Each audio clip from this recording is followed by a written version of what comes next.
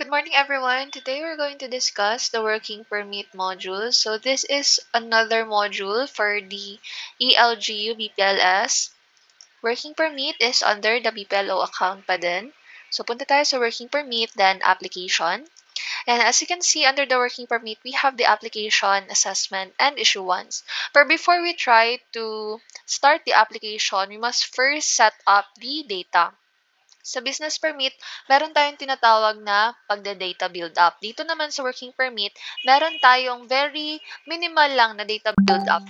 Under yon sa libraries, then data reference, then etong working permit. Under this, we have the civil status. So, yan yung mga pwede nating i-set up. Citizenship, we have Filipino, Japanese, etc. The documentary requirements. So, ito yung dapat na i-add ni LGU. Ano ba yung mga requirements na kailangan i-require para sa isang individual na kukuha ng working permit? So, example of that is sadula or barangay clearance. The next is the fee. Ayan. So, sa fees, example nun is the occupational fee. Makikita nyo yung pag-add ng fee or kung magkano dapat ang fee sa local revenue code ni LGU. Example, occupational fee is 500. Yan. Permit validity. So, ano ba yung validity ng working permit ni LGU? Pwede 6 months, 12 months, or end of the year. Yan, end of the year na lang natin sa atin. Then, the order of payment reminder. So, ito yung sa assessment banda. So, pwede tayo mag-add dyan ng reminder. Then, the cancel working permit reason. Ano ba yung mga reason bakit makakancel ang isang working permit na binigay sa isang individual? Example is violation. Okay?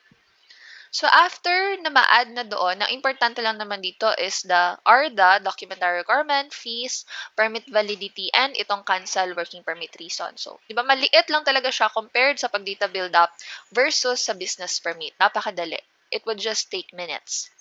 After that, punta tayo sa working permit, then application. Click new application. Ayan. So, dito sa type of application for working permit, we have new and renew. So, pwede new, pwede ring renew. Kapag kinlik yung renew, katulad lang din sa business permit, makikita natin yung search existing applicant. So, click natin ito. Lalabas dyan, dapat, lahat ng mga applications na pwedeng i-renew. So, sa ngayon, wala pa. Bale, mag-add na lang tayo ng new. Alright, so, depende rin kasi sa LGU kung renewable ba siya by every year or one time lang yung pag-issue ng working permit. Depende yun kay LGU. Alright, so lagyan na lang natin yung mga information na kinakailangan. Lahat ng mga red asterisk, yun yung required.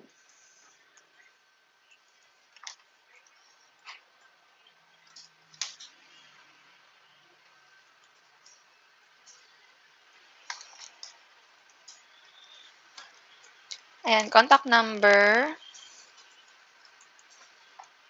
Then, the email address. Kailangan merong valid na email address si client. Kapag, for example naman, walang valid na email address si client, pwede naman gamitin ni LGU yung LGU email nila. Depende kasi kay BPLO kung ano yung diskarte nila.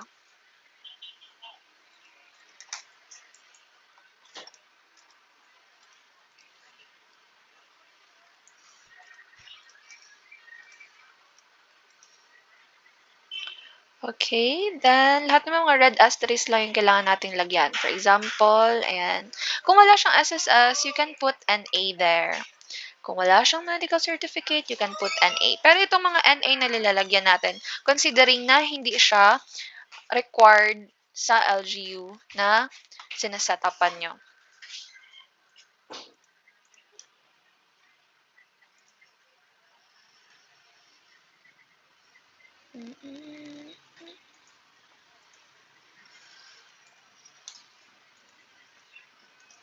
And then for the employer or company name, pwede tayong mag-add, for example, ng Sari.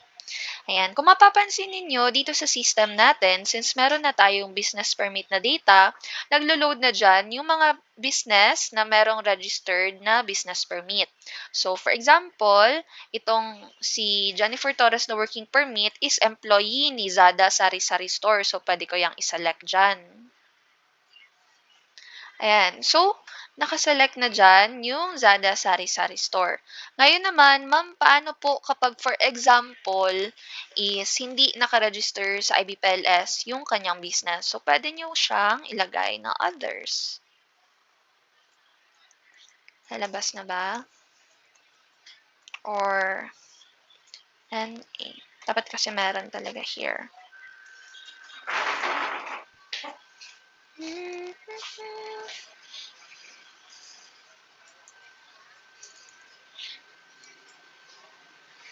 Ayan. So, meron siyang others, pero I think for our link right now sa R12 is hindi pa siya updated. Pero sa LGU link, meron ng others dapat dyan.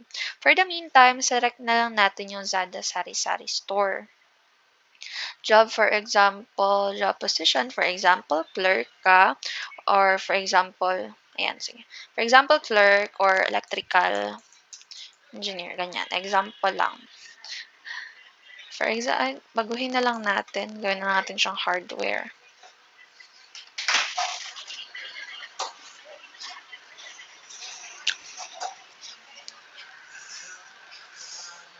Then, select lang natin yung mga province.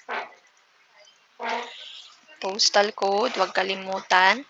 And then, yung ID picture. So, browse lang kayo ng ID na meron kayo. For example, itong sa akin yung sa eGov. Ayan. So, hindi daw siya supported. Ang pwede lang is JPEG, PNG. So, sige, baguhin natin ngayon. Babaguhin natin siya into ayan. So, na ano niya na yung JPG. Then, yung requirements. Ayan. So, hindi siya nakaset as required. Pwede natin siyang skip. Pero for the demonstration purposes, upload na lang ako ng isa. Then, upload. Yes na. Tapos, next. And then, this is now our application form. So, click submit. Alright, so after submitting the application, click the verify application. Since nasa BPLO account lang din tayo, walk-in lang naman din ito. Ayan, so tingnan natin ano na yung status. So wala na siya sa verification, it means nasa assessment na siya. So sa assessment ng working permit is, it can be done through the BPLO lang din. So click the complete assessment. Ayan, occupational fee, 500. Complete assessment. Ayan. So, after that is nasa for payment na siya. That's assessment. Ayan. For payment na si Torres Jennifer. So, login lang tayo kay Treasury.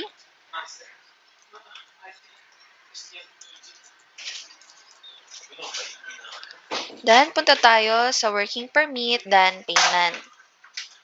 Ayan. So, click lang yung add payment.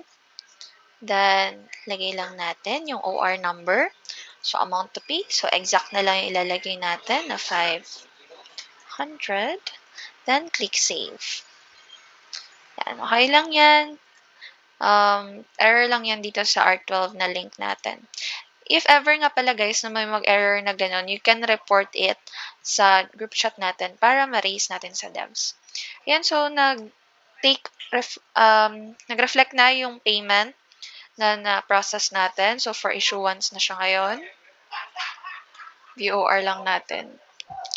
Sige, report ko lang ito sa devs. Pero, ang mahalaga is nasa issuance status na siya. So, na-process na yung ating payment. Balik tayo kay BPLO. Kay BPLO, punta lang kay working permit, then issuance, then view working permit. Alright? So, this is now our working permit. Click the issue working permit. Alright. Then, ayan na. Pwede na nating i-print.